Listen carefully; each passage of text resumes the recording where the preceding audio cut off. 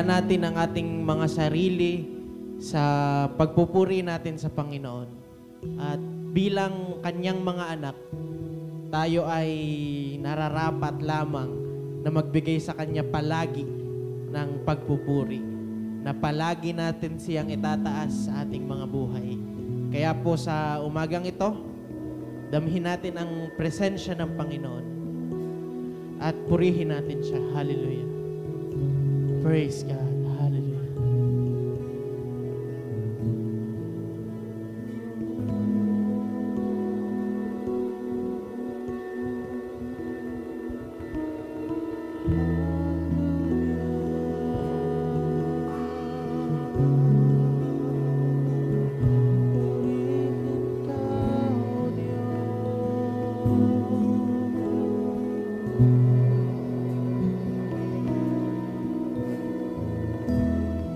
You created me to worship. You created me to love you with a love that will not end.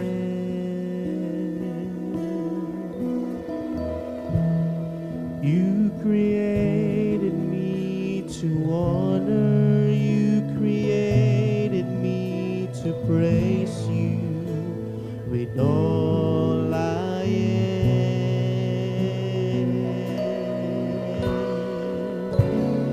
This is what I have been created for. So I take off my crown and I worship you as Lord. Here I am, bowing at your feet, crying, holy, holy, holy, to you, my King. Here I stand with my arms stretched wide,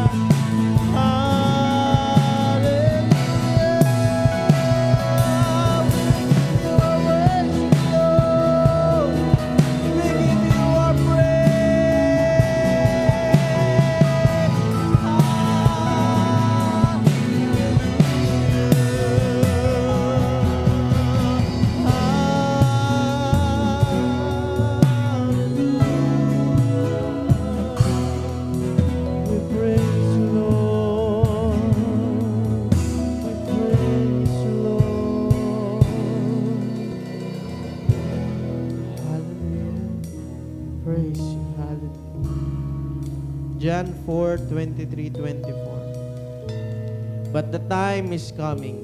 Indeed, it's here now, when true worshipers will worship the Father in spirit and in truth. The Father is looking for those who will worship Him that way.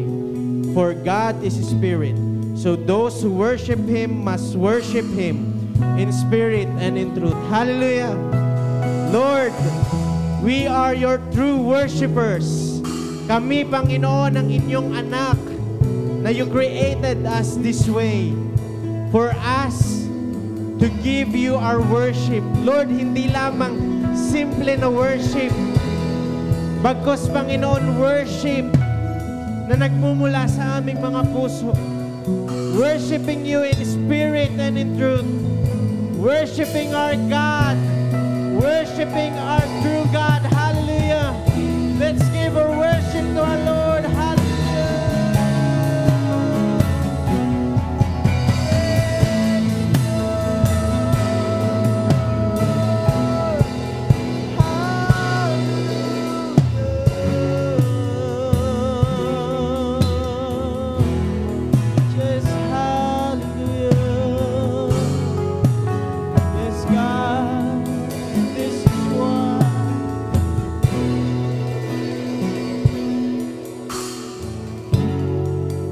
What I have been created for, so I take off my crown and I worship you as Lord. This is what I have been created for, so I take off my crown and I worship you as Lord. This is what I have been created for. So I take off my crown and I worship you as Lord. This is what I have been created for. So I take off my crown and I worship you as Lord. Here I am, bowing at your feet, crying, holy, holy, holy, to you, my King. Here I stand with my arms stretched wide, crying, holy, holy, holy, to you, Most High. Here I am, bowing at your feet, crying, holy, to you, my King. Here I stand with my arms stretched wide, to you, Most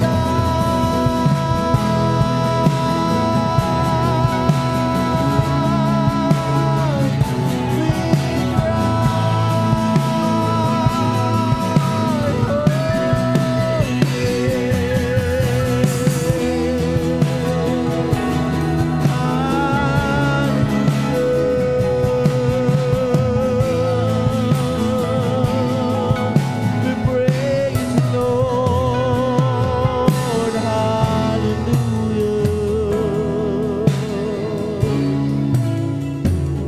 Purihin ka, O Diyos, hallelujah. Yes, God. Bigay niyo sa amin, Panginoon, yung puso, Panginoon, ng isang tunay na nagwo-worship sa inyo, Panginoon. Bigay niyo sa amin, Panginoon, yung puso, Panginoon, na patuloy, Panginoon, na magwo-worship sa inyo. Hallelujah. Panginoon, naririto kami na inyong mga anak. Patuloy na pinagkakatiwala ang aming mga buhay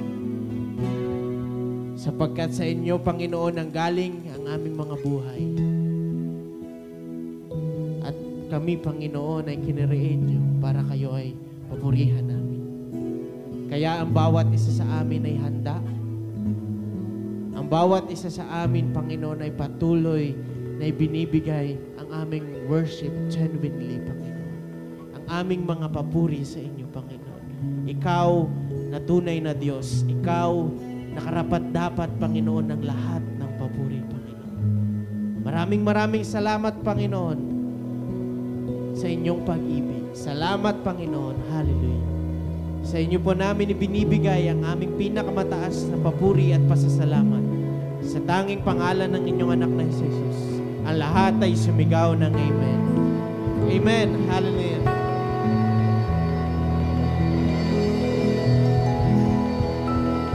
Magandang umaga po muli sa bawat isa. Maaari po ba nating ngitian ang ating mga kapatid? At ngayon po ay ang oras para muli ay makipagkamayan, makipagkamustahan po tayo sa ating mga kapatid.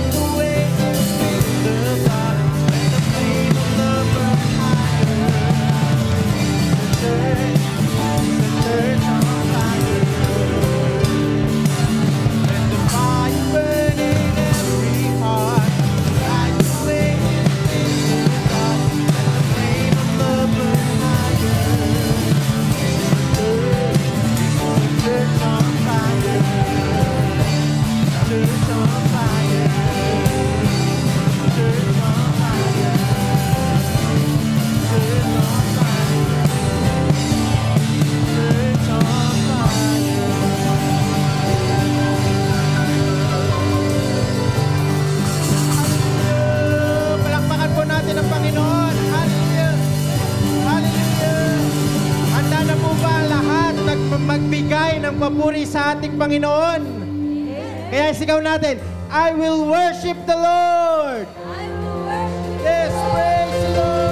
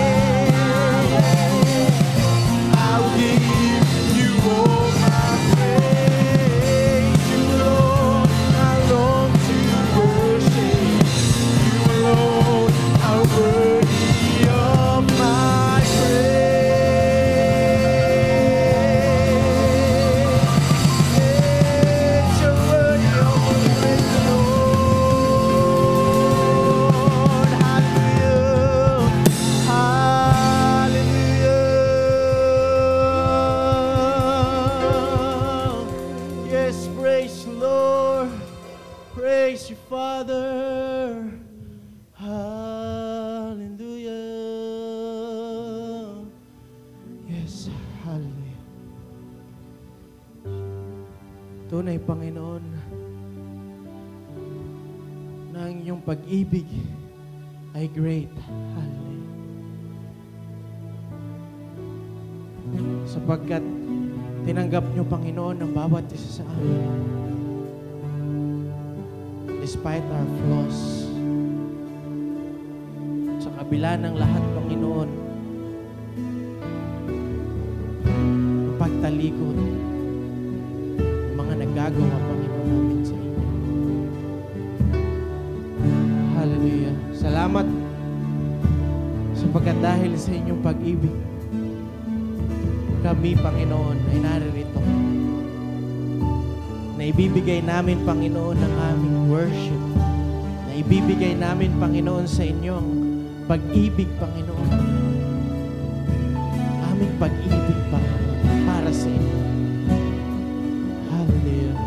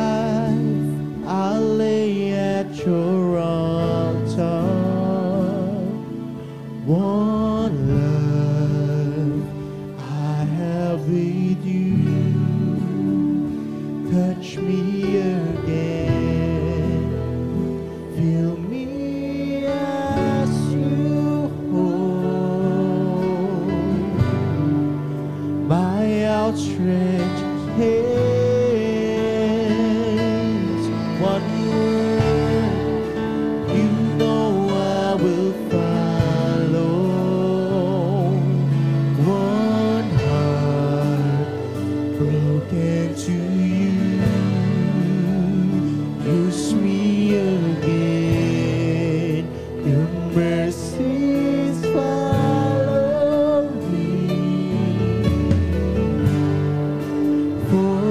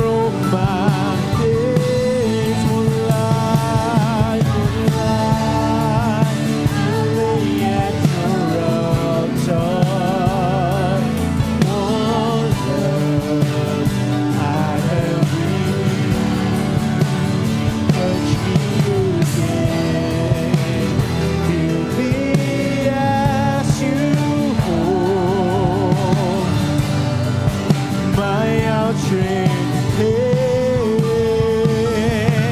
one word, you know I will follow. One heart broken to you, kiss me again. Your mercies follow me for all my days. In your presence, in your power, Holy Spirit, I surrender. In your presence, in your power, Holy Spirit, I surrender. In your presence, in your power, we surrender.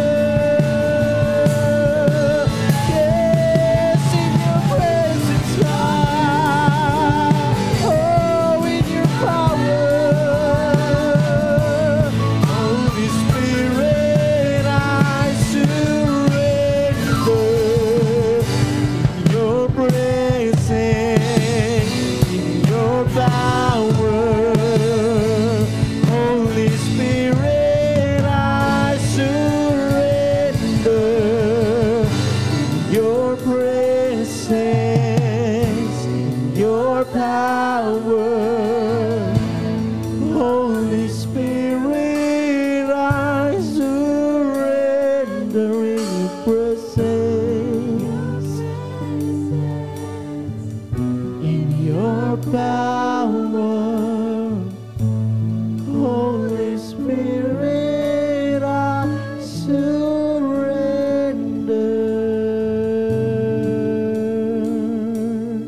One life I lay at your altar. One love I have with you. Touch me again.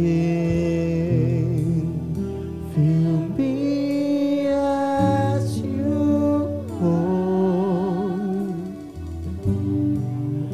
My outstretched hands, one word, you know I will follow. One heart broken to you, use me again. Your mercies follow me for all my days. One life I lay at your altar. One love I have with you. Yes, God, fill me,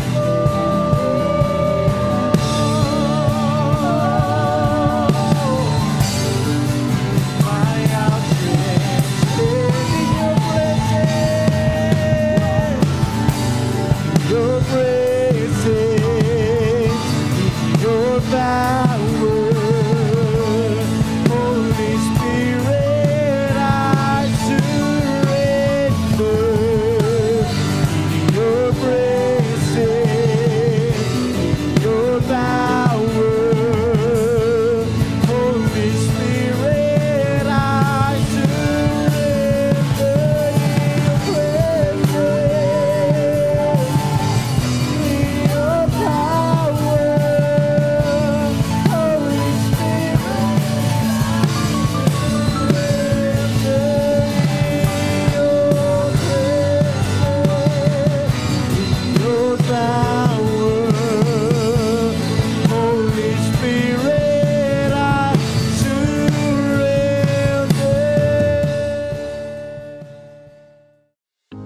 This is Christ Charismatic Fellowship International Incorporated, Sunday Service Online. Here, we get to worship God and listen to His Word together online. And though separated physically, we are still one as church. We are one in the body of Christ. So buckle up and get ready, because up next is the Word of God delivered to us by the CCFI SBB's Senior Pastor, Pastor Sharon D. Valentin. For more updates, please follow and like our Facebook page at facebook.com/ccfisbb. You may also subscribe to our YouTube channel and be part of our growing community online. Enjoy the service and God bless. Isa pong lalaki, noong year 1938, ang nag-order ng isang mamahalin at napakagandang barometer. Nung dumating yung parcel sa bahay nila, na-disappoint siya dahil na-discover niya na yung barometer ay nakastock lang sa dial na nakamark na hurricane. So sabi niya, sira ang barometer. Ginawa niya, inalog-alog niya, talaga naman, pati sa kama na malambot, ginanong-ganon niya yung barometer. Pero, walang nangyari. Nakaturo pa rin doon sa hurricane, yung needle ng barometer. So that evening, gumawa siya ng isang sulat na nagre-reklamo doon sa manufacturer na sira yung barometer na na-order niya. At kinaumagahan, bago siya pumasok sa office, inihulog muna niya yung letter na yon, yung reklamong letter na yon, para mapalitan yung barometer. After work, pag-uwi niya, gabi na, nalungkot siya dahil nawawala yung barometer kasama yung bahay niya na dinala ng hurricane. Mga kapatid, ang Bible ay ang ating barometer. Makikita po natin na sa Bible, pag binasa natin, nagtuturo ito sa atin na merong darating na panahon na mangyayari sa mga anak ng Panginoon at sa buong mundo. Ang tawag po dito sa pangyayaring ito ay the rapture, na pagkatapos ng rapture na ito ay dediretso ito sa isang napaka-terribling tribulation. Tayo pong lahat ay tumayo at magsasagutang pagbasa tayo sa pag-aaralan natin ng salita ng Panginoon. 1 Thessalonians 4:13-18. And now, dear brothers and sisters, we want you to know what will happen to the believers who have died, so you will not grieve like people who have no hope.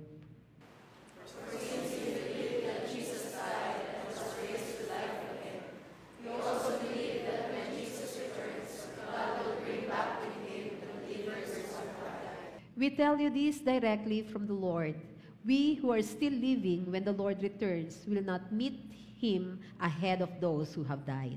For the Lord Himself will come down from heaven with a commanding shout, with the voice of the archangel, and with the trumpet call of God. First, the believers who have died will rise from their graves. Then, together with them, we who are still alive and remain on earth will be caught up in the clouds to meet the Lord in the air. Then we will be with the Lord forever. So encourage each other with these words. Kapatid, sa passage natin sa umagang ito, ibinibigay ni Apostle Paul ang isa sa pinakamahalaga o ang isa sa fundamental truths ng pananampalataya natin ng mga Kristiyano, at ito ay ang rapture. Ito ang pananampalataya, ang hope na nagsustain sa church from the very beginning hanggang sa panahon na ito. Tayo manalangin. Dakila nating Panginoon, nangangailangan kami ng katalinuhan na nanggagaling sa iyo sa oras na ito. Sa pag-aaralan po namin ng iyong banal na salita, mangusap ka sa amin, O Diyos. Buksan mo po ang aming mga puso, ang aming mga isipan, at hayaan niyo po, Panginoon, na ang mga salita mo sa umagang ito ay patuloy na mag-encourage sa amin na manatiling tapat sa inyo, naglilingkod sa inyo, at ikaw lamang ang una at priority sa buhay namin. This we pray in Jesus' name. Amen and amen. Sasagutin po natin sa umagang ito ang ilang mga katanungan tungkol sa rapture. Diretso na tayo sa question number 1. What rapture means? What is rapture? Ano nga ba ang ibig sabihin ng rapture? Ang term po, ang salitang rapture, ay na-derive, galing po siya sa Latin word na rapio, na ang ibig sabihin ay caught away or caught up. Makikita po ito sa 1 Thessalonians 4:17. Sa King James at sa NIV na version ng Bible, ang nakalagay po doon ay caught up. Sa Good News Translation, ang nakalagay po doon ay gathered up. Sa CEV, ang nakalagay po doon ay taken up. Ito po yung mga translation na iba't iba. At sa NLT, yung lagi po natin ginagamit na translation, ang nakalagay doon ay caught up. Ang Greek word po ng caught up na to or taken up or gathered up, ito po ay equivalent sa harpazo. Yung harpazo na ito, sa Latin Bible na Vulgate po, ito ay rapimur.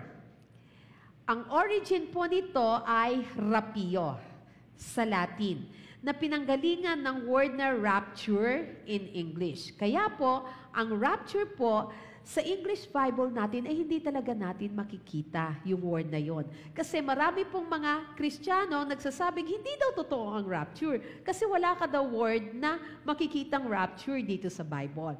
Then, ibigay mo po sa kanila ang Latin Bible kung kaya nilang magbasa ng Latin.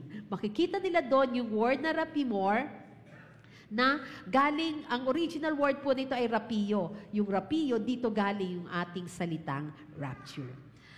Ang rapture na ito, sa Greek po, ito ay harpazo, rapio sa Latin, rapture sa English. Ang rapture po, ito ay isang event na nagre-refer sa catching up of the church from the earth to meet the Lord in the air. Kasali lamang po sa rapture yung mga faithful na anak ng Panginoon, yung faithful church.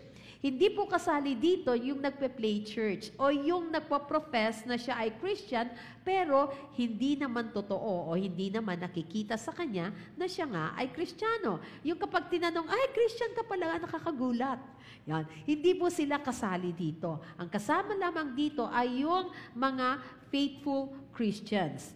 In simple terms, ang rapture of the church po ay kapag tayo na mga believers ay dadagitin. We will be caught up para dalhin out of the world to meet the Lord, our Savior, Jesus Christ in the air. Sa ere po tayo magbi-meet. Mangyayari ito kapag dumating na si Jesus Christ para kaunin at iuwi ang mga tapat na anak niya. Tingnan mo nga yung katabi mo. Tanungin mo nga, sasama ka ba? Kung yan ang ibig sabihin ng rapture, then sa question number 2, why explain the rapture? Bakit nga ba kailangan pang explain ang rapture? And explain ni Paul ang tungkol sa rapture sa verse 13. Sabi niya, kaya niya ine-explain at itinuturo ang rapture dahil we want you to know what will happen to the believers.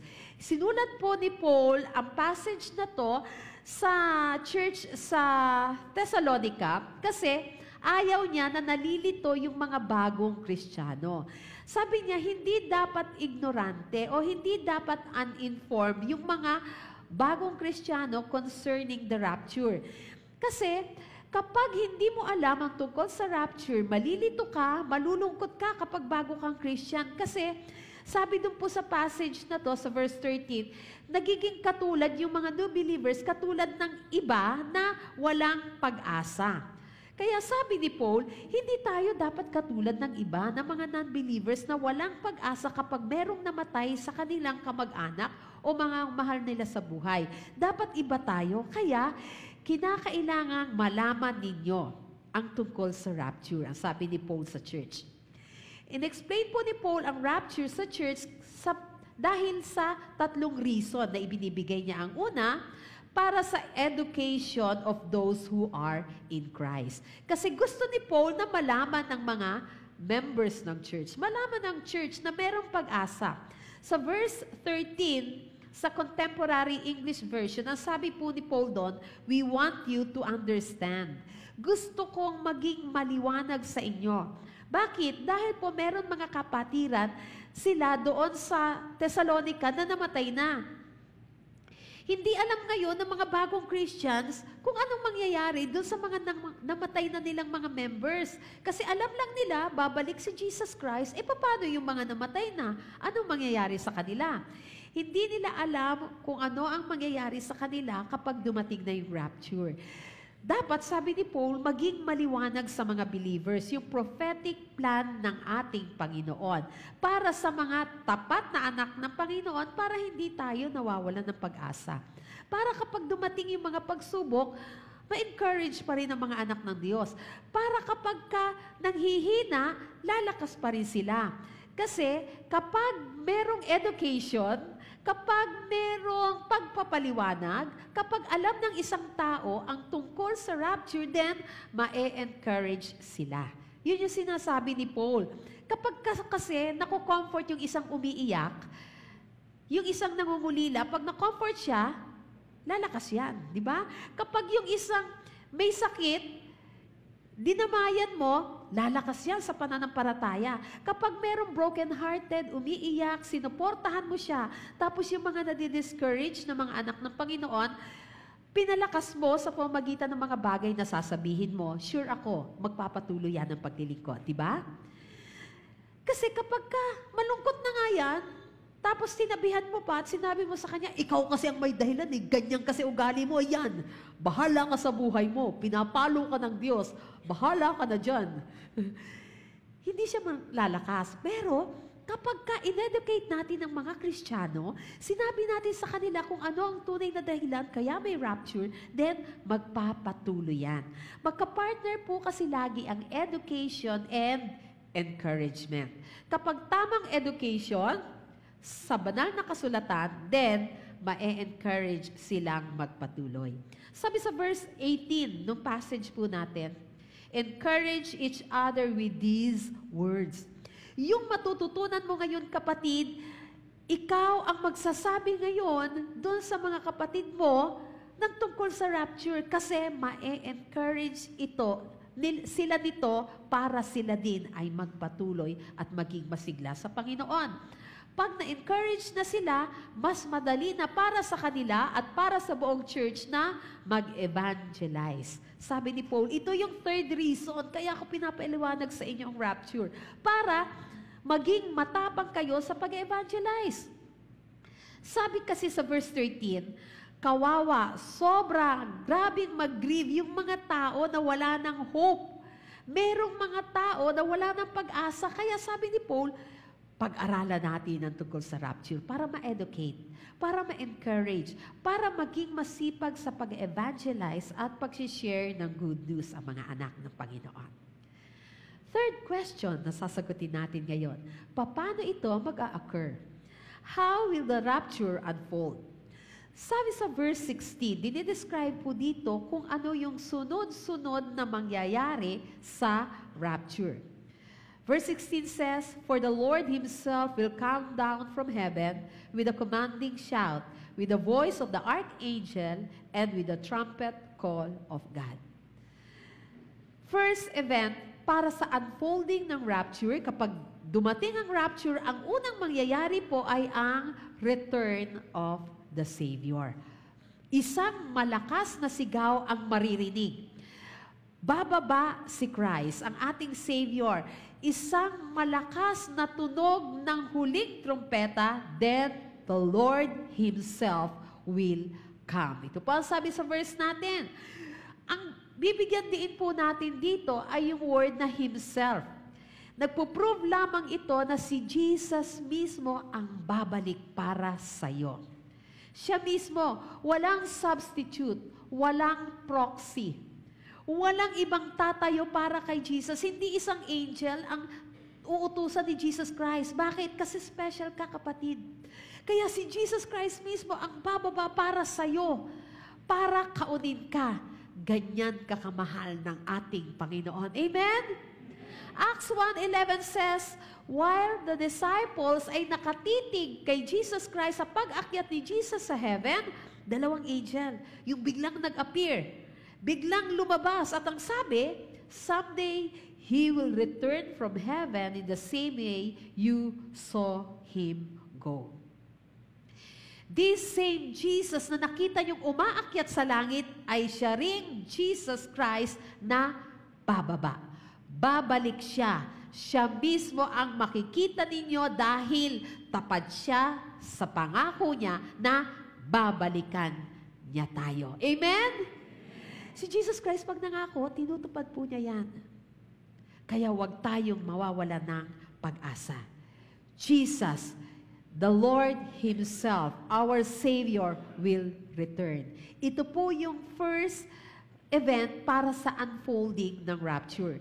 Then, kasunod ng pag-appear, pagbalik ni Jesus Christ, andun siya sa ere, ay yung resurrection ng mga saints. Yung mga believers, sabi doon sa verse 16, believers who have died will rise from their graves. Ito po yung pinag-aralan natin last week. Na yung mga namatay na nakakakilala kay Kristo, mga naglingkod kay Kristo, may takot sa Panginoon, inuna si Kristo sa lahat ng pagkakataon, then sila po yung mabubuhay from their graves.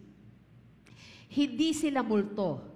Hindi sila mga espiritong lulutang-lutang. Sila mismo, yung mga namatay, yung body nila, the dead in Christ shall rise. Sila mismo ang mabubuhay. Lahat sila mabubuhay sabay-sabay. One day, pagbaba ni Jesucristo mula sa langit para kaunin ang kanyang mga anak, sabay-sabay silang tatayo from the grave. Hindi sila aswang, hindi sila multo, kundi sila mismo ang babangon dahil para sa kanila kaya darating si Jesus Christ. Kailan ito mangyayari? Kapag si Jesus Christ ay bumababa na sa rapture. The dead in Christ will rise. Kung meron kang mahal sa buhay na nakakakilala sa Panginoon, yung mga dati na nating mga members, ay wala na yon. Ay nako, nakakalungkot naman. Huwag kang malungkot, kapatid. Kasi mas masaya sila doon sa langit ngayon. At pagdating ni Jesucristo, sila mismo ang sasalubong kay Jesus Christ. Verse 15 says, we who are still living when the Lord returns will not meet Him ahead of those who have died. Sabi po dito, mas mauuna sila. Pagbaba ni Jesus Christ hanggang doon sa ere, sila mismo ang tatayo, mabilis lang yon at sasalubong kay Jesus Christ, saka lang tayo susunod. Verse 17 says, then, together with them, we who are still alive will be caught up in the clouds. Dahil kasunod ng resurrection of the saints, ng mga nakakilala sa Panginoon, ang susunod na unfolding ng rapture ay ang rapture of the survivors. Ito na. Kung tayo ay buhay pa sa mga oras na yun, malay nyo, hindi pa tapos ang preaching, biglang nag-rapture. Yung oras na yun, ang mga nabubuhay ay mararapture. Mako-caught up. Magpupunta sa kalangitan. Ito yung mga believers who are still living at that time na darating ang rapture. Magkakaroon ng rapture to meet the Lord in the air. Ang sabi sa 1 Corinthians 15:51, a revelation of a wonderful secret that not all believers will die. Ito yung isang mabigat na sikreto, sabi ni Pablo. Yung mga tao na naglilingkod sa Panginoon, hindi lahat tayo ay mamamatay. Sarap sana, no? Yung hindi ka na uuurin, hindi na mabubulok tong katawan mong lupa, na hindi ka na ililibing kasi pag dumating si Jesucristo na buhay ka pa sa pagkakataon na yon, ikaw, sabi sa verse 52 ng 1 Corinthians 15, we will transform. We will be changed. Verse 53, our dying bodies will transform into bodies that will never ever die. Our mortal bodies must be transformed into immortal bodies. Mababago yung katawan din natin. Matatransform. Ito tayo mismo, katulad nga po na sinabi natin last time, katulad din ng mga nabuhay kay Jesucristo, kaya lang sila mismo ang mabubuhay. Mapapalitan ng malaking pagpapalit yung mga bodies nila kasi nabulok na yung bodies nila, pero mabubuhay ulit yung bibigyan ng buhay ni Jesus Christ. Tayo mismo, ito mismo magta-transform lang. At pag nangyari ito, sabi sa verses 54 to 55 ng 1 Corinthians, the scripture will be fulfilled. Death is swallowed up in victory. O death, where is your victory? Where is your sting? Ganda, no? Iniisa-isa ni Paul yung mangyayari sa rapture. Sabi niya, ganito yung mangyayari sa rapture of the survivors. Ganito yung mangyayari sa iyo kapag ka nabubuhay ka pa pagdating ni Hesukristo. Una, magkakaroon ng pagkabuhay ng mga patay. Pagdating ni Jesus Christ, mabubuhay yung mga patay. Then, ikaw ay mararapture pagbuhay ka pa. Paano? Magkakaroon ng reunion in the sky. Maliwanag po na sinasabi sa 1 Thessalonians 4:17 that we who are still alive will be caught up in the clouds to meet the Lord in the air. Mamimit natin na mga nabubuhay pa pag dumating ang rapture, if buhay pa tayo, then mamimit natin ang Panginoon saan? Sa air. Sa ere. Hindi po siya bababa para tumungtong dito sa lupa. Bababa siya, sa ere lang, tapos doon natin siya mamimit. Parang lilipad tayo, ganun. Napakagandang experience. Kaya nga, even so, come Lord Jesus. Tumating ka na ngayon, Panginoon. Gusto ko nang makita ka ng mukhaan. Dahil ang gandang experience yung hindi mo nadaranasin yung death, yung magta-transform ka na lang, yung aakyat ka na lang sa heaven at sasalubungin mo si Kristo sa ere. Sa isang iglap, sa isang kisap mata, kasabay ng tunog ng trumpeta, mababago ang katawan mo na yan. Sasalubungin mo ang ating Savior na si Jesus Christ sa ere upang doon ka na manirahan sa piling niya magpawalang hanggan. Hallelujah! Ang sarap na feeling. Sama-sama tayo doon sa kalangitan. Kaya magpapaiwan ka ba? Ganyan po yung unfolding ng rapture. Our Savior will return, the saints will resurrect, the survivors will be raptured, at merong amazing reunion na mangyayari in the sky. Pero sa verse 13, nung pinaka-passage po natin, sabi doon, merong mga people who have no hope. Ano ang mangyayari sa kanila, sa mga taong ito na walang pag-asa? Bakit sinabing wala silang pag-asa? Ano ang mangyayari sa remaining of the sinners? Sabi sa Matthew 24:40 hanggang 41, 2 men will be working together in the field. One will be taken, the other left. 2 women will be grinding flour at the mill. One will be taken, the other left. Clear po na hindi lahat ng tao ay makakasama sa rapture. If hindi lahat ng tao ay makakasama sa rapture, ano ang mangyayari doon sa maiiwan? Sabi sa Matthew 24:29, immediately after the tribulation of those days, the sun will be darkened, and the moon will not give its light. The stars will fall from heaven, and the powers of the heavens will be shaken. Kahindig-hindig ang kasasapitan ng maiiwan dito. Doon sa mga nandito na hindi makakasama sa rapture, yung mga remaining of the sinners. Hindi na po natin iisa-isahin yung mangyayari sa kanila. Doon sa mga remaining of the sinners na to. Kasi, ang pinag-aaralan natin ay tungkol sa rapture at kung sino yung madadala doon sa rapture. Ang bibigyang diin na lamang po natin ay merong maiiwan. At merong magdadanas ng tinatawag sa Bible na Great Tribulation. Ano itong tribulation na ito? Following the rapture of the church, pagkatapos po ng rapture of the church, merong darating na Great Tribulation period. Sino ang magdadanas ng lahat ng ito? Ito po yung mga remaining of the sinners. Maliwanag doon sa sinasabi po natin na sinners, yung mga hindi nakakilala sa Panginoon ang magdadanas ng Great Tribulation. Bakit? Kasi hindi po sila kasama sa rapture. Dahil tayo na mga anak ng Panginoon, dadalhin po tayo nito sa isang mahalagang tanong. Will Christians go through a tribulation period? Ang mga Kristiyano ba ay dadanas ng tribulation? Kung ang maiiwan dito ay mga sinners, di ba tayong mga Kristiyano, nagkakasala pa rin naman tayo? Tignan mo nga yung katabi mo. Aamin kaya yan sa'yo kung ano yung last na kasalanan na ginawa niya? Lahat tayo ay nagkakasala. Paano yun? Kung yung mga sinners maiiwan dito, sino pang makakasama doon? Ano ang mangyayari kung merong mga Christians na maiiwan dito sa Great Tribulations?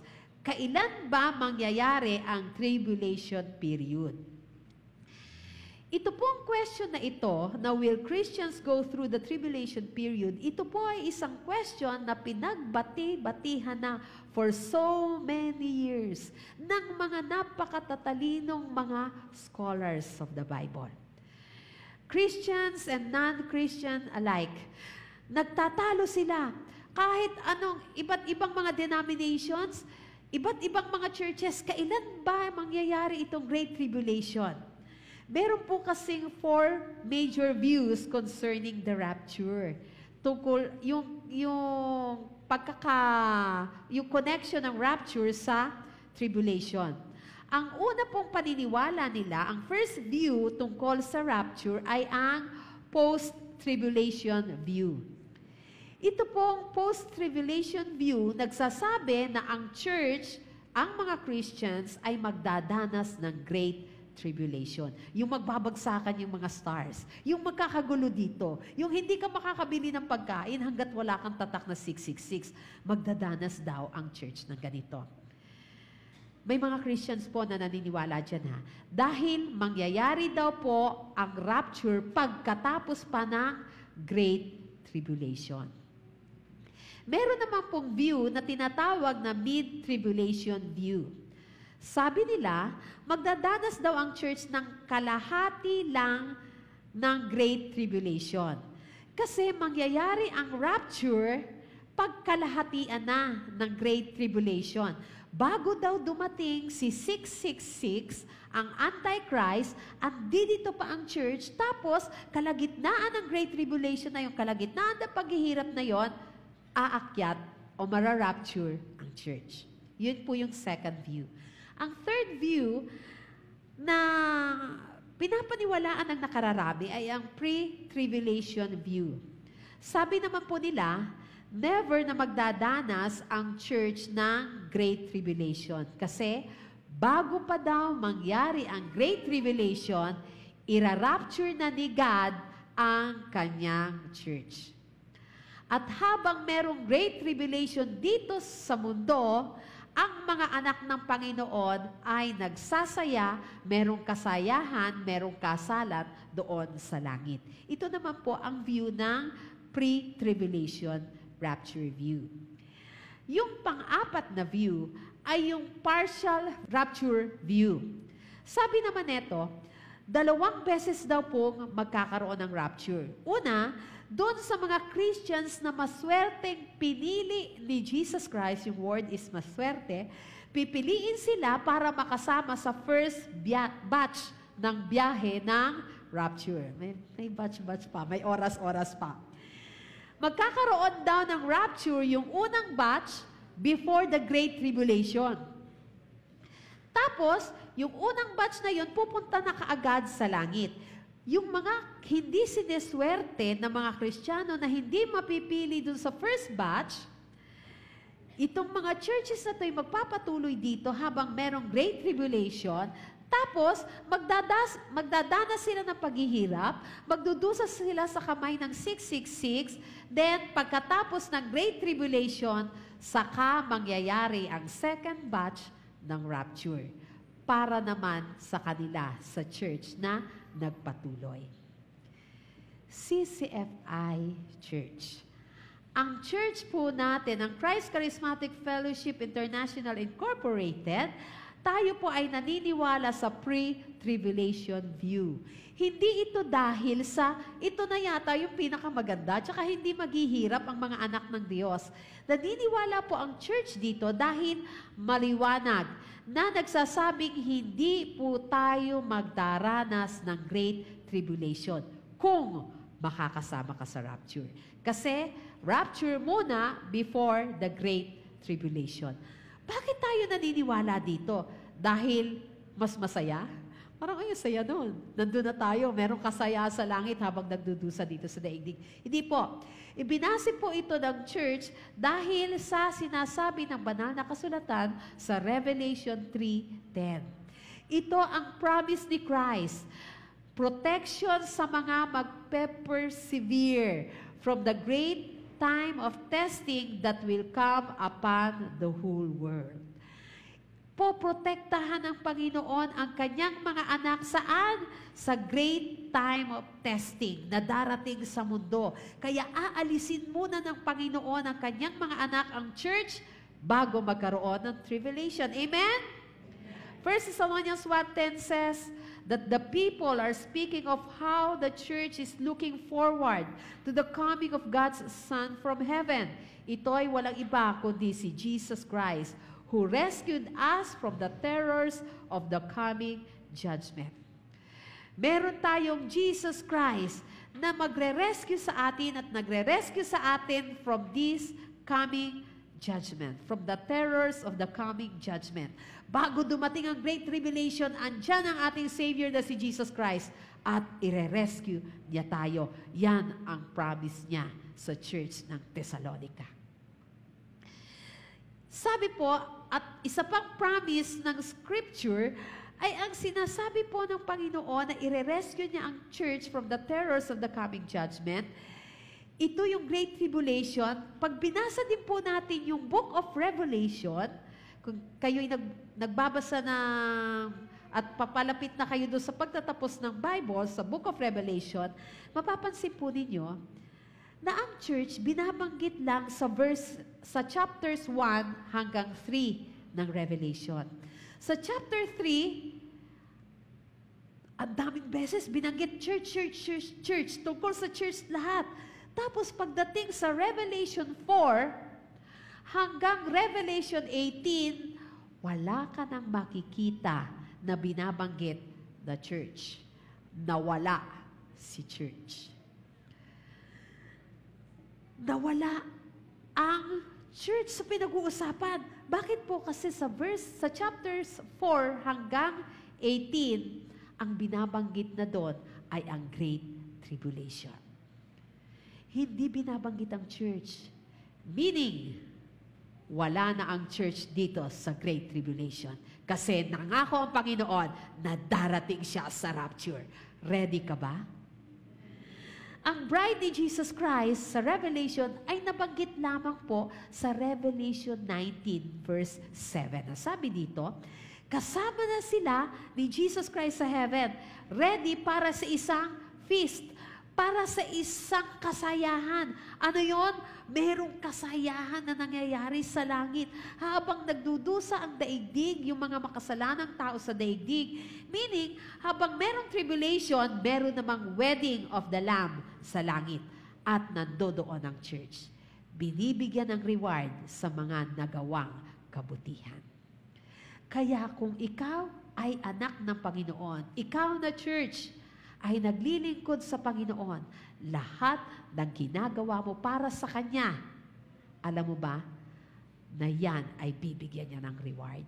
Hindi masasayang ang ginagawa mo sa Panginoon.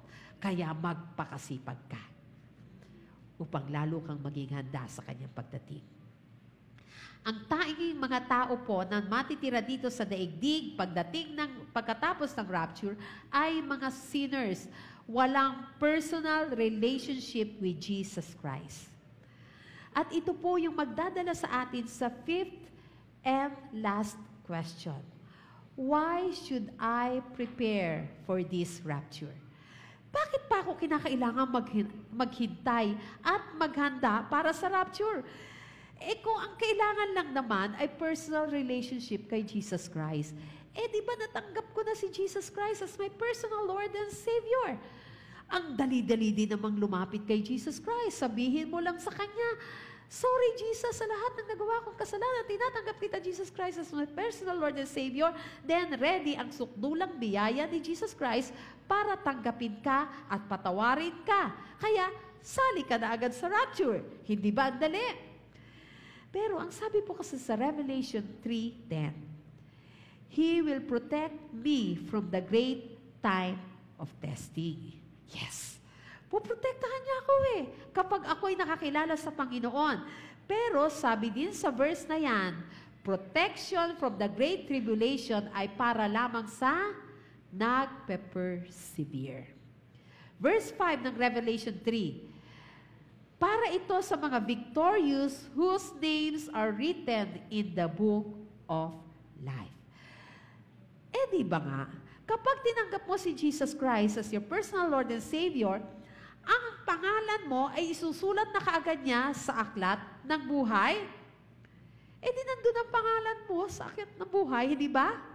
Tinanggap mo na si Jesus Christ Ang problema po kapatid, sabi po sa Psalm 69:28, sabi dito, pwedeng ma-erase ang pangalan from the book of life. Revelation 22:19 says, God will remove that person's share in the tree of life and in the holy city that are described in this book.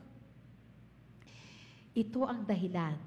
Kaya kahit Kristiyano ka na at nakatanggap ka na kay God as your personal Lord and Savior, kinakailangan mo pa rin maging handa. Kasi pwedeng mabura ang pangalan sa aklat ng buhay.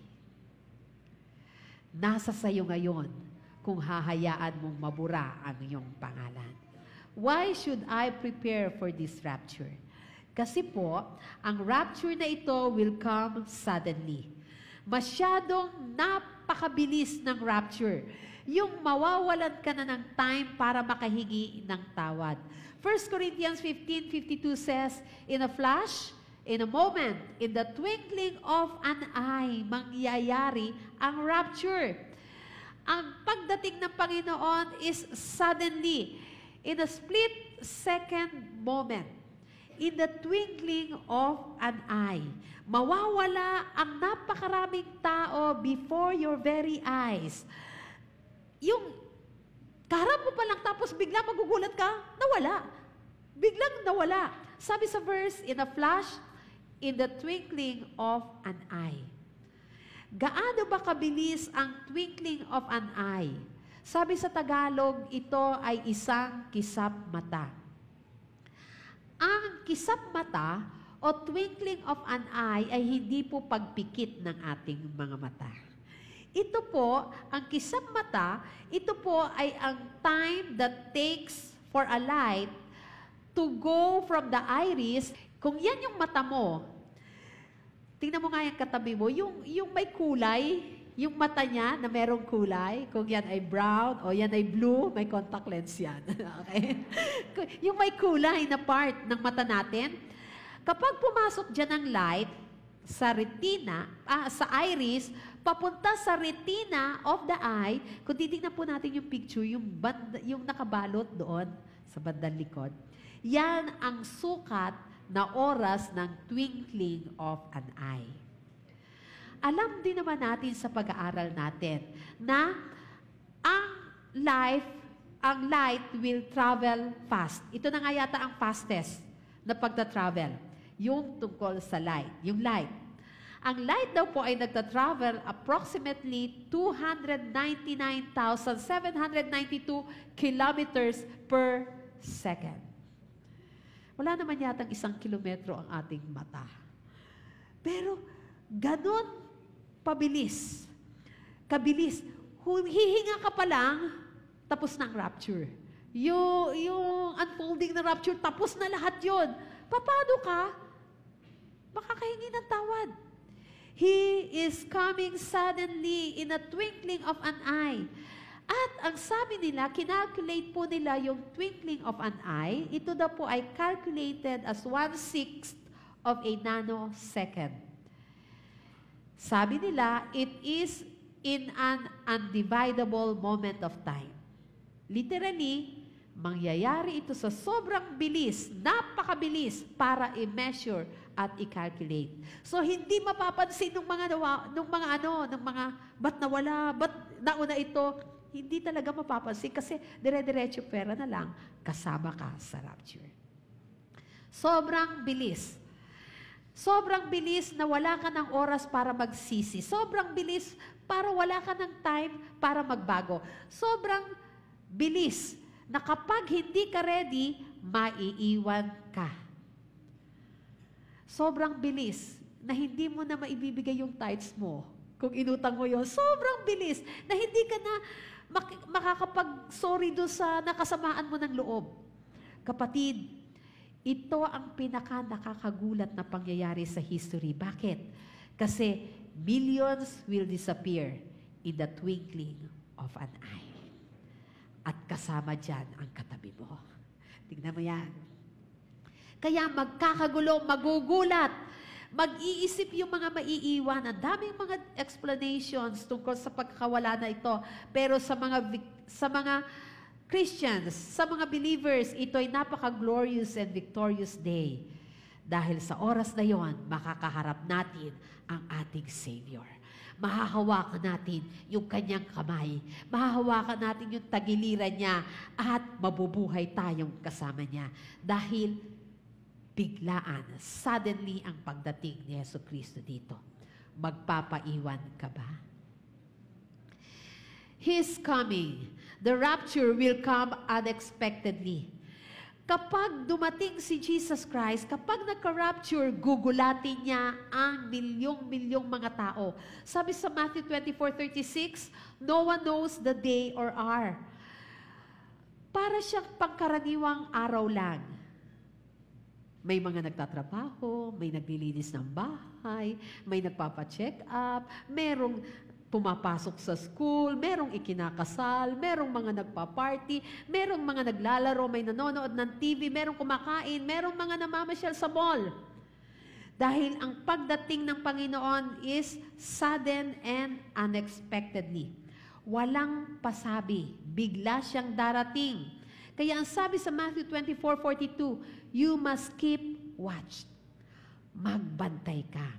Verse 44, sabi doon, dapat maging ready ka at all times dahil the Son of Man will come when least expected. Dahil He is coming unexpectedly. Kaya nga, kapag yung hindi mo ina-expect, dun ka dapat mag-expect. Kung kailan mo hindi inaasahan, dun ka dapat maging ready. Dun mo siya asahan ang kanyang pagdating. Dahil moments after na mangyari ang rapture at hindi ka nakasama, sasabihin mo, sana, naging ready ako sa oras na to. Pero late na ang lahat. Na-shock ka na. Wala na. Naiwan na. Gulat na gulat. Dahil naiwan ka sa rapture. Sayang yung paglilingkod mo sa Panginoon for so many years. Sayang yung mga ministry dahil hindi ka naging ready. Kapatid, nagliliwanag ba ang ilaw mo? Kapatid, naghihintay ka ba sa Panginoon? Nire-ready mo ba ang sarili mo? Tunay ba ang pag-worship mo sa Panginoon? Naglalagablab ba ang pananampalataya mo? Dahil He will come unexpectedly para sa mga pinili niya. Jesus will come selectively. Kapili-pili lang yung babalikan ni Jesus Christ. Sabi sa Matthew 24:40-41, 2 men will be working together in the field, one will be taken, the other left. 2 women will be grinding flour at the mill, one will be taken, the other left. Alam ni Jesus kung para kanino siya babalik. Yung pagbalik ni Jesus Christ sa kanyang pinili, specifically sa kanyang mga anak na naging handa, specific person, yung babalikan ni Jesus Christ, hindi nakabase dun sa ginagawa. Pareho yung ginagawa, pero yung isa, nawala. Pareho yung itsura, pero yung isa, nawala. Bakit? Kasi hindi niya nakabase sa ugali. Hindi yan nakabase sa itsura. Hindi yan nakabase sa suot-suot mo. Dahil si Jesus Christ hindi darating para sa mababait na tao. Hindi siya darating para sa mga nagsasabing sila ay Kristiyano. Hindi siya darating para doon sa simula bata ka ba'y nasa Sunday school ka na hanggang tumanda ka na, sa church ka na tumira, hindi yun doon nakabase. Hindi doon nakabase kung ang company ninyo ay mahilig magbigay, mahilig tumulong, hindi yun doon nakabase. Nakabase yan kung nakalagay ang pangalan mo sa aklat ng buhay. Nakabase yan kung tinanggap mo si Jesucristo sa iyong buhay dahil babalikan niya yun lamang mga anak niya na nananatiling tapat na tumanggap sa Kanya. Kapatid, ang tanong ko, ligtas ka na ba? Kapatid, nakasulat na ba ang pangalan mo sa aklat ng buhay? Dahil ready or not, babalik si Kristo. He will come finally. Babalik siya. Katulad ng kanyang pangako. Revelation 3:11 says, I am coming soon. Hold on to what you have so that no one will take away your crown. Tapat ang nangako sa atin. Yes, kapatid, alam ko, hindi madali maging Christian pagtatawanan ka. Madali lang maging Kristiyano, pero hindi madali ang magpaka-Kristiyano. Maraming temptation sa paligid. Minsan pa nga tayo yung lumalapit sa temptation, di ba? Mahirap maging Kristiyano, mahirap makahanap ng isang true Christian friend na magdadala sa iyo para mas maging malapit sa Panginoon. Mahirap harapin yung napakaraming mga persecutions. Pagtatawanan ka, lalaitin ka ng lahat, hindi ka isasama sa grupo, malaleft out ka, kasi nga, Christian ka. Mahirap mag-share ng gospel dahil pagtatawanan ka. Tao lang tayo, nanghihina minsan, bumabagsak sa pagsubok, nahihiyang mag-share, tinatamad, umattend sa church, daming pressures, grabe yung pain, grabe yung mabuhay ka dito sa mundo, tapos maging Christ-like ka. At si Satan, gagawin niya ang lahat para agawin yung crown. Sabi doon sa verse, hold on to that crown.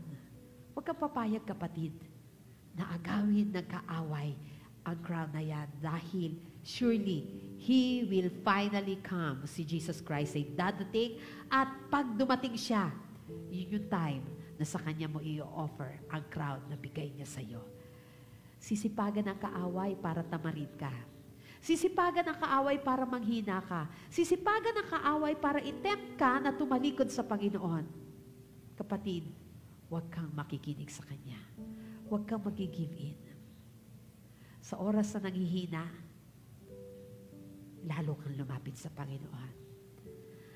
Sa oras na tinatamad ka, lalo kang magpakasipag. Sa oras na parang hindi mo maintindihan yung binabasa mo ang Bible, lalo kang magbasa at mangingi ng katalinuhan sa Panginoon. Dahil isang beses lang siyang darating. Babalikan niya tayo. Handa ka ba? Tayo lahat ay tumayo. Secure ka ba sa pagkakakilala mo sa Panginoon? Secured na ba yung salvation mo? Sigurado ka ba na ang pangalan mo ay nakasulat sa aklat ng buhay? Sa oras na to, siguraduhin mo, kapatid.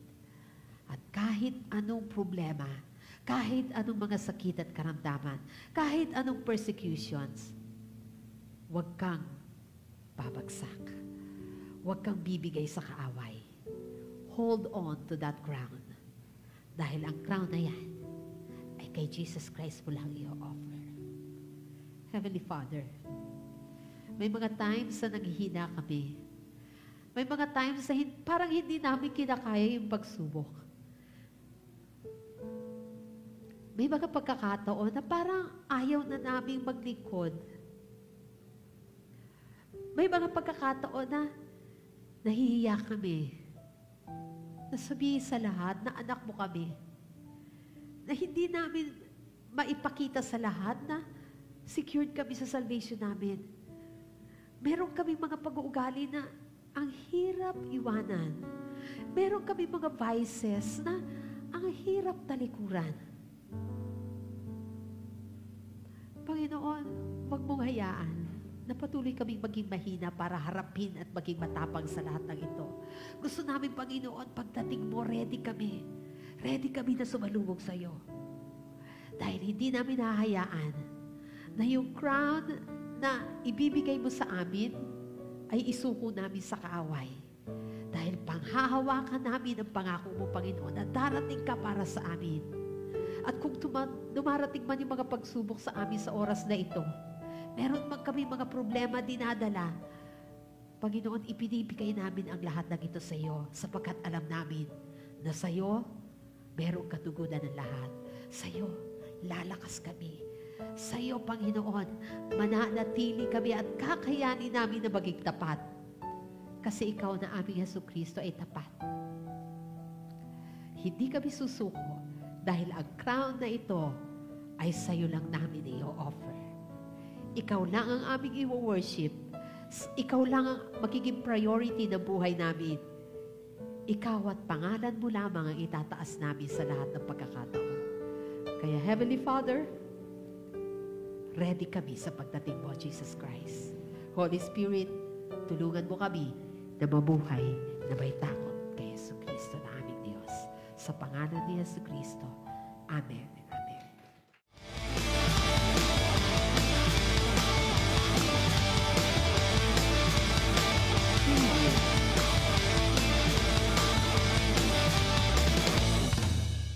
Dapat maging excited tayo na ang God ay muling babalik. Kasi sa panahon ngayon na sobrang masasabi nating masama dahil ng kung ano-anong mababalitaan at mababasa natin sa social media. Katulad ng mga fake news.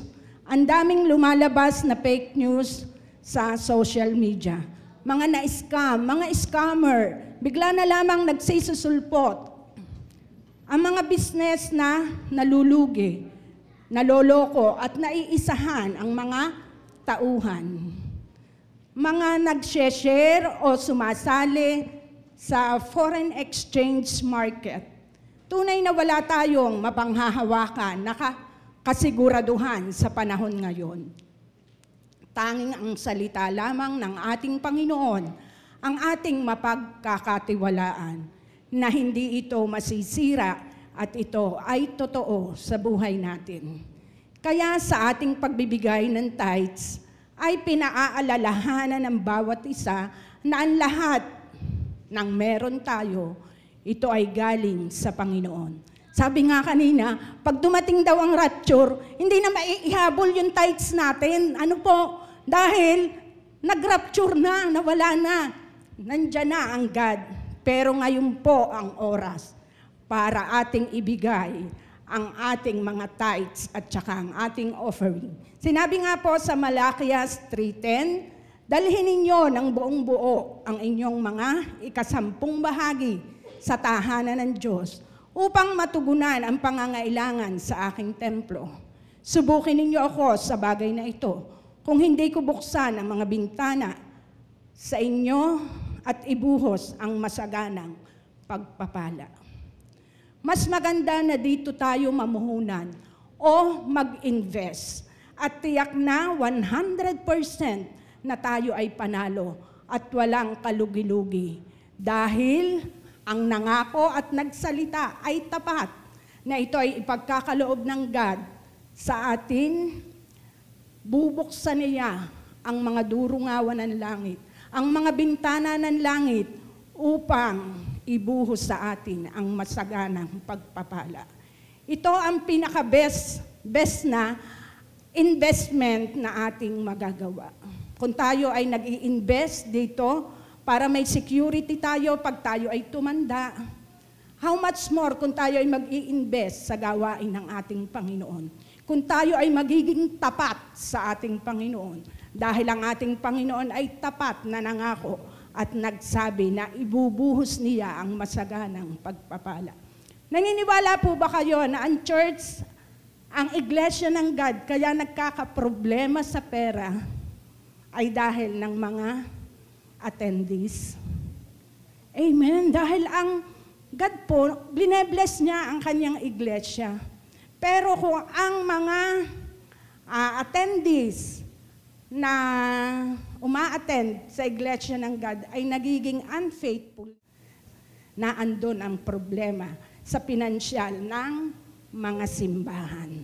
Tunay nga po, dahil ang God, kahit wala tayo, gagamit at gagamit siya ng tao para matuloy ang gawain niya. Wala po tayong maipagmalaki. Malaki ang aking ibinibigay. Kabawasan ako sa iglesia ninyo pagka ako'y nawala. Hindi po natin maiipagmalaki ang ganun. Dahil ang God po natin ay tapat.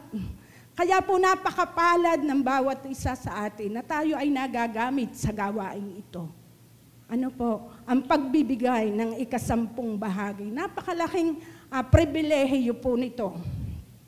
Kaya nga po, ito ang pinaka-best na investment sa buhay natin habang tayo ay narito sa lupa. Maging sa ating pong pang-araw-araw na buhay, binibigay na po, nararanasan na po natin ang pagpapalang ibinibigay ng God. Hindi lang po doon natapos ang pangako ng Panginoon. Maging sa kabilang buhay, makakasama natin siya. Yung pong sinasabing rapture, pag dumating po ang God, automatic po, kasama po tayo na kumikilala at nagpapatuloy sa ating Panginoon. Kaya mag-invest na tayo sa gawain ito. Hindi lamang sa tithes and offering, maging sa project ng ating iglesia. Alam naman ng bawat isa na tayo po ay may tinatarget o may goal na makabili ng isang lote na mas malaki dito at mapagawa ng mas malaking building.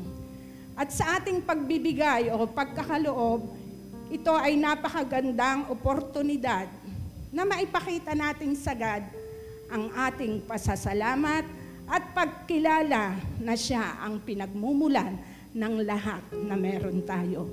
Kaya tayo po ngayon ay may magbibigay ng may pagmamahal sa ating mga puso.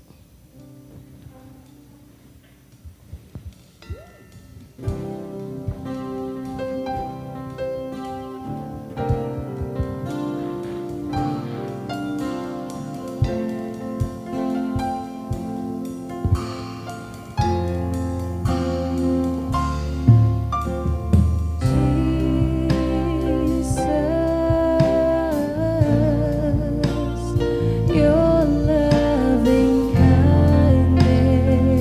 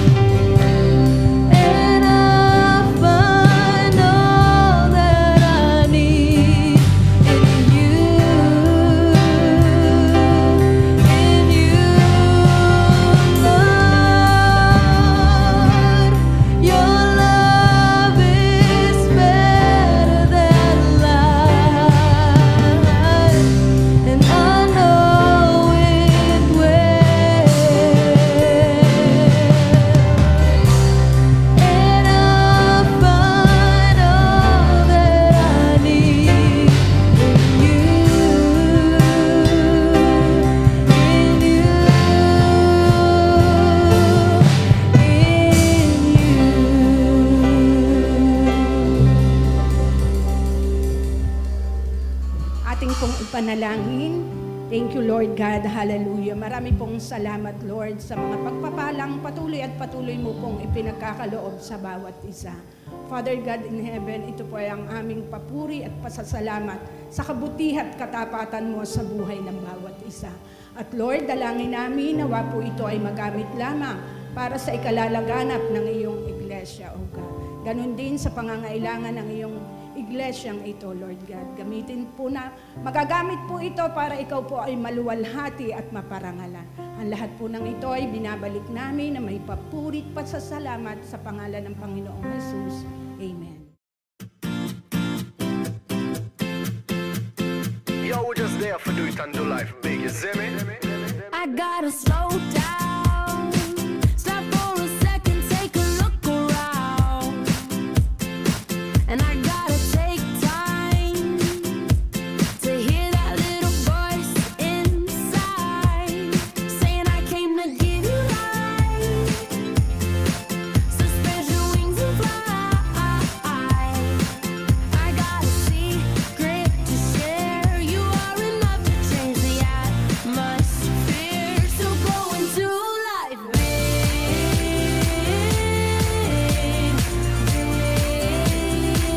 I wanna do life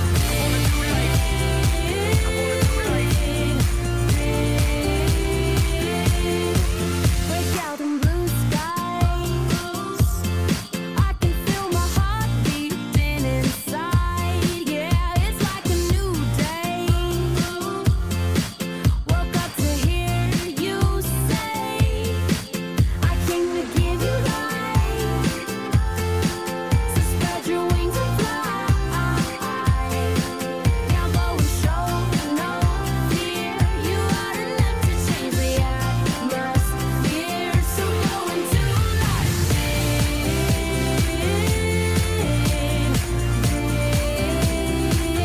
wanna do life oh, I wanna love, wanna give every day I live, I wanna love, serve and give every chance I get, I wanna do life big, I wanna love, wanna give every day I live, I wanna do life big, I wanna love, serve and give every chance I get, oh, I wanna do life, I wanna do life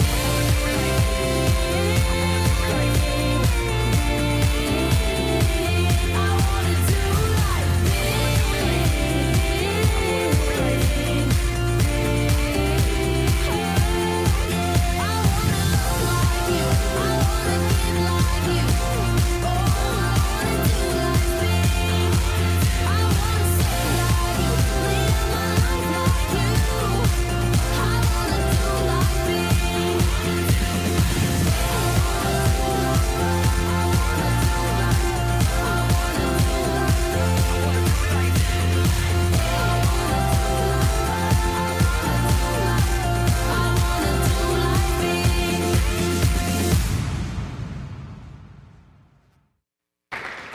Praise. Palakpakan po natin ang ating mga bata. Yan, pwede po nating dalhin dito lahat po ng ating mga kids, kahit po yung mga baby. Sige po, dalhin niyo po dito ang ating mga chikitings. Sabi po sa Matthew 19 verse 14, Jesus said, "Let the little children come to me, and do not hinder them, for the kingdom of heaven belongs to such as this." Ngayon pong November, we are celebrating the International Children's Month. At ngayon po ay ating sineselebrate ang ating mga chikitings na alam natin na ang kingdom ng God ay nasa kanila. Amen? Amen. Kaya hindi natin sila hahadlangan na makapunta sa ating Diyos, na makalapit kay Jesus Christ. Kaya dito sa church na ito, we celebrate children kasi sila po ay alam natin na sa kanilang mga murang edad, sa kanilang mga maliliit na kamay, maliliit na isipan at maliliit na katawan, ang Diyos ay may malaking plano at kayang gumawa ng malalaking mga bagay. Amen? Amen. Kaya po, Sila po ay ating dalahin sa ating Panginoon. Bilang mga magulang, bilang mga ates and kuys, mga titos and titas, we are responsible in bringing these children sa feet ni Jesus Christ. At sila ay magkaroon ng relationship kay Jesus Christ. Kasi kung kailan matanda na, saka natin sila dadalhin, ang hirap po. Pero mga bata pa lang, kapag naturuan na natin sila kung sino si Jesus, talagang iba ang impact po nun. Kaya, atin po silang ipagpe-pray at ite-dedicate natin ang ating mga buhay. Atin din pong pasalamatan ng ating mga teachers na masisipag at talagang binigay ang kanilang mga buhay para ang mga batang ito ay makilala si Jesus Christ. Palakpakan po natin ang ating God. Okay. Kids, paano nga tayo manalangin?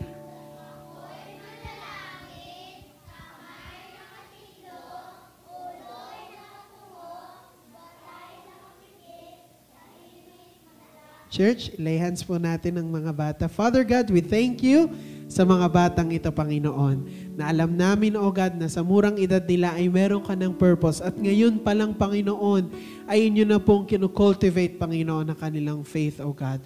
May mga ginagawa ka na sa kanilang mga buhay, sa kanilang family, O God, sa kanilang mga pinagdaraanan, O God, sa kanilang mga buhay. Alam namin, Panginoon, na very active ang Holy Spirit na kumikilos sa kanilang mga buhay. Lord, these kids are coming from different backgrounds, different upbringing, iba-ibang mga magulang, iba-iba ang environment. But God, alam namin na ikaw ay dakila at tapat, makapangyarihan sa lahat. Kaya, Panginoon, lahat sila ay lalaking may takot sa iyo, Panginoon. Ang mga batang ito, Panginoon, ay secured na ang future sa iyo, Panginoon. At sila, Panginoon, ay gagamitin mo, Panginoon. Lord, sa kanila manggagaling ang mga magiging pastor ng church na ito, Panginoon. Sa kanila magmumula ang mga magiging worship leaders, ang mga magiging missionaries, O God. Ang mga magpapagamit, Panginoon, sa iyong kingdom. Ang mga lingkod mo na magiging bold in sharing the good news, Panginoon, saan man sila naroon, Panginoon. Continue, Panginoon, to empower them, Panginoon. At Lord, buksan niyo po ang isipan nila at matanim, Panginoon, sa kanilang mga puso ang iyong principles, Panginoon. Ang Word of God, ang iyong pag-ibig, Panginoon. At patuloy kang magpakahayag sa kanilang mga buhay. Lord, we also pray for the teachers, O God, ang mga volunteers, Panginoon, ang mga teachers ng kids, O God. Patuloy po kayo magbigay sa kanila ng knowledge and wisdom, ng strength, O God, at patuloy, Panginoon, na ilagay mo sa puso nila yung dependence, O God, sa Word mo, Panginoon. Na sila na mga teacher, O God, ay magsisik ng iyong salita, ay palaging magbabasa, Panginoon, at magpapadisciple sa iyo, Panginoon, magpapaturo sa iyo, Panginoon, because they carry this great responsibility, O God, na Lord, magiging malaking impact ng kanilang mga buhay sa mga batang ito, Panginoon. Lord, patuloy niyo pong palaguin ang ministry ng Kids in Divine Service, Panginoon. Marami pa pong maabot na mga bata, Panginoon, ng ministry na ito, Panginoon, at patuloy na ikaw ang mahayag sa aming church, Panginoon. Lord, from generation to generation, so God, patuloy na maipasa namin ang legacy mo, Jesus Christ. Salamat, Panginoon, sa katagumpayan, pagpapala sa lahat, Panginoon, ng mga batang ito, Panginoon, katalinuhan, ilayo niyo sa anumang mga karamdaman, Panginoon, at Panginoon, sila po ay mangangarap ng malaki, Panginoon, because they know how great their God is, Panginoon. Kaya, Lord, sila po ay mamumuhay ng tapat, at sila, Panginoon, ay magkakaroon ng pag-asa sa kanilang mga buhay. I-protect niyo po sila sa kasinungalingan ng mundo in Jesus' name. I-protect niyo po sila sa kasinungalingan ng media in Jesus' name. Kung ano-ano pong mga nakikita ngayon sa TV, sa internet, Lord, i-protect niyo po ang kanilang isipan, Panginoon, at makakakilala sila ng malalim at magtitiwala sa iyo, Panginoon. Sa inyo lang ang papuri, pasasalamat at pagdakila. In Jesus' name we pray. Amen. Kids, wag muna kayong aalis dahil merong gift sa inyo ang church. Yay! And kung meron pa pong mga bata dyan, pwede po nating ilapit dito para po makaabot pa po kayo sa gift. Sabi ng mga bagong graduate, sayang, graduate na ako. Yay! Yay! Meron kayong toys and candy! Alright, thank you po. Kids, sabihin nyo nga, thank you po. Wow, busy sila. Kids, sabihin nyo nga, thank you po. Yay! Yan po ating i-bless ang mga kids. Marami po tayong mga ministries na i-bless po natin ang mga kids. Maging involved po tayo. Kasi sa murang edad nila, pag natuturuan sila about generosity, yan din po ang makikita natin sa kanila hanggang sa paglaki. Also po, ang mga teachers po ay i-bless din natin. Sa Pasko, pwede nyo silang idamay sa pagbibigay ng gifts. Yan. Wag muna pong aalis, pipicturean muna, kids. Punta muna kayo dito, pipicture. Picture.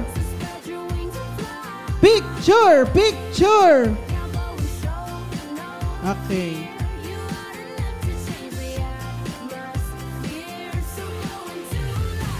Sama-sama po sa gitna. I think we have kids po na hindi na po madala dito. That's fine. Aabutan po kayo ng mga ates and kuya natin dyan po. Picture po! Siksikan po!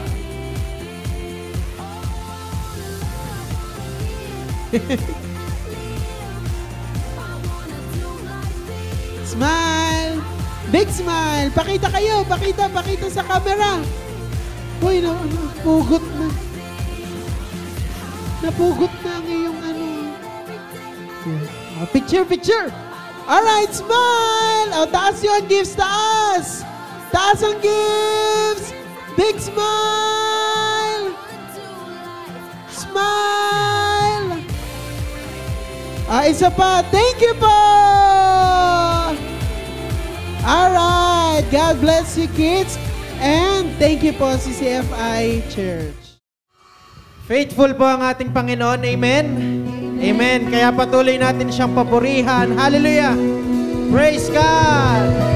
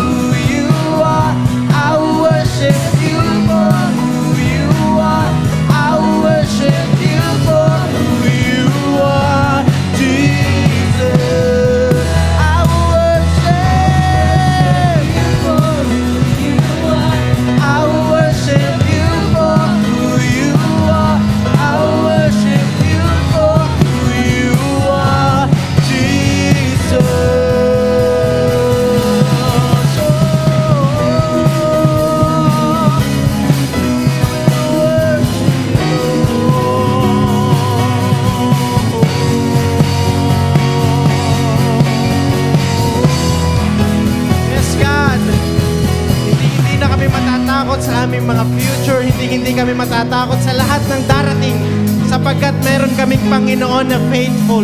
Sapagkat ang iyong love, Panginoon, ay napakalawak at palaging naririyan. Hallelujah!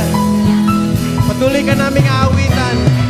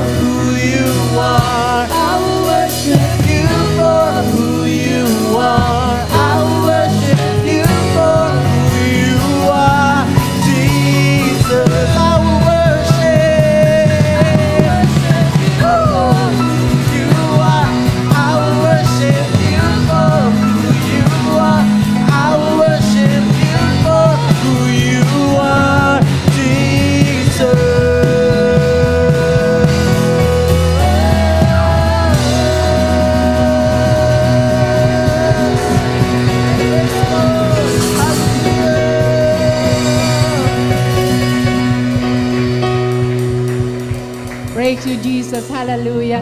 Minsan pa, bigyan natin ng papuring palakpak. Yung the best na papuri sa ating Panginoon. Hallelujah. We praise you, Jesus. Wonderful God. Papuri po, Ama, sa iyong banal na pangalan. Hallelujah.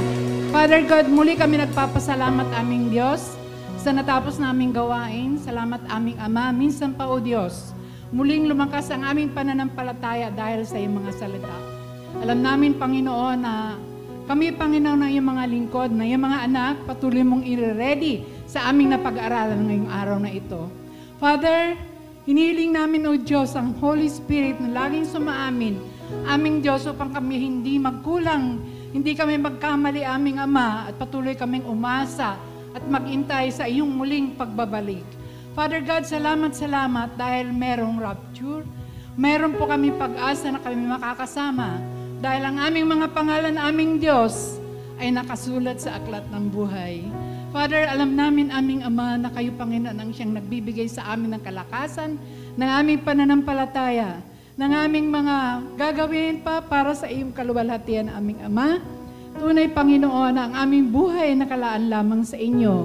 Kaya tulungan mo kami, aming Ama, na kami po manatili na naglilingkod sa inyo at naniniwala, aming Ama, na patuloy mo kaming gagabayan, papatnubayan, dahil yun po ang iyong pangako sa amin. Father, hayaan po ninyo na ang bawat sa amin na narito, Ama, manatili, Panginoon, na maglingkod. Manatili, Lord, sa pananampalataya. Manatili, Panginoon, na naghihintay sa inyo anumang oras na kayo dumating. Ready po ang bawat isa. Gabayan po ninyo, O Diyos, huwag mong hayaan ang mga pagsubok na hindi makayanan ng bawat isa sapagkat alam namin, Panginoon, na ang kaaway, Panginoon, laging gusto kaming ilayo sa inyo. Father, naniniwala kami, aming Ama, ng Holy Spirit, O God, ay laging busy sa amin. Kaya makinig kami sa mga pangako po ninyo sa amin, aming Diyos. At tulungan mo kami, pakinggan lagi ang mga habilin sa amin. Purihin ka, aming Diyos. Hallelujah, hallelujah. Pagpalain po ninyo, Diyos, ang araw na ito, Panginoon. Hallelujah. Praise you, Lord. Hallelujah. Hallelujah. Father, I bless po ninyo, Panginoon, ang lahat ng ginamit mo sa unahan. Ang aming leader, Pastora Sharon. Kayo, Panginoon, patuloy na mag-bless sa kanya. Pagkaloob po ninyo, O Diyos, ang karunungan at kaalaman nagmumula sa inyo, Ama, upang Lord, ang bawat salita po ninyo, Ama, na maihag sa aming kaligitnaan, ito'y magiging daluyan ng aming kalakasan, ng aming pananampalataya. Ganon din, Panginoon, iba pang ginawa namin sa araw na ito, ang mga kabataan, Panginoon, na ginagamit mo para sa awitin, kayo rin po, God, ang mag-bless sa bawat isa. At lahat ng ginamit po ninyo, maging ang pagkakaloob namin, ng aming mga tithes, Father, ito'y magiging kabuluhan sa inyong harapan. Alam namin, Lord, na ang bawat kilos galaw namin, Panginoon, ay ayon sa iyong kalooban, kaya tulungan mo kami na manatili ka sa aming mga puso. Minsan pa, mga kapatid, palakpakan natin ang Diyos ng buhay na palakpak. Hallelujah! Praise to Jesus! Hallelujah! Glory to you, God! Sambahin ang ngalan mo. Hallelujah! Mga kapatid, banggitin natin ang ating kahilingan sa Lord. Ang ating Diyos ay nasa ating kalagitnaan. We love you, Father God. Hallelujah. Hallelujah. Father, salamat. Alam namin, Panginoon, ang bawat isa'y may kahilingan sa inyo. Tugunin po ninyo ang lahat. Mga kapatid, itaas natin ang ating mga kamay sa ating Panginoon. Praise you, Jesus. Hallelujah. Hallelujah. Mataas na mataas ang ating mga kamay sa Diyos. Minsan pa, mga kapatid, tanggapin natin ang pagpapala na nagmumula sa ating Diyos na sa langit.